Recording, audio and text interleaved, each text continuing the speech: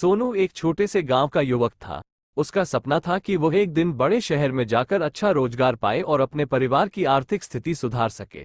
परंतु उसकी जिंदगी में समस्याओं की कोई कमी नहीं थी। उसके पास पढ़ाई के लिए पर्याप्त संसाधन नहीं थे और उसके माता पिता भी आर्थिक तंगी से गुजर रहे थे। बावजूद इसके, सोनू ने कभी हार मानने का विचार नहीं किया। सोनू रोजाना सुबह जल्दी उठता, खेतों में काम करता और शाम को कुछ समय अपनी पढ़ाई के लिए देता।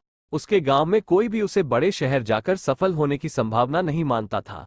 लेकिन सोनू के सपने बड़े थे और उसकी मेहनत भी उतनी ही सच्ची थी। एक दिन सोनू ने सोचा कि उसे अब कुछ अलग करना होगा। उसने अपने गांव के एक छोटे से पुस्तकालय में जाकर अध्ययन शुरू किया और वहां पर विभिन्न प्रतियोगी परीक्षाओं की तैयारी करने लगा।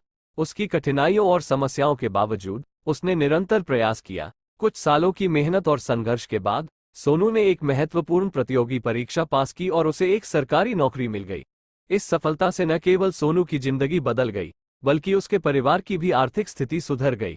उसने अपने गांव में कई नई योजनाएं शुरू की, जिससे और भी लोगों की जिंदगी बेहतर हो सकी। सोनू की कहानी हमें ये सिखाती है कि कठिनाइयों और बाधाओं के बावजूद अगर हम सच्ची मेहनत और लगन से अपने सपनों की ओर बढ़ते रहें, तो हम अपनी मंजिल को पा सकते हैं। कभी भी खुद को छोटा या कमजोर न समझें। सफलता की राह में कई चुनौतियां आएंगी, लेकिन उन सभी को पार करके ही हम अपनी मंजिल तक पहुंच सकते हैं। सोनू की तरह अगर हम भी अपने सपनों को साकार करने के लिए मेहनत और विश्वास रखें, तो कोई भी मुश्किल हमें रोक नहीं सकती। जीवन में आने वाली हर कठिनाई हमें एक नई सीख देती है और हमें और मजबूत बनाती है। इसलिए हमेशा आशा बनाए रखें और कठिनाइयों का सामना साहसिकता के साथ करें।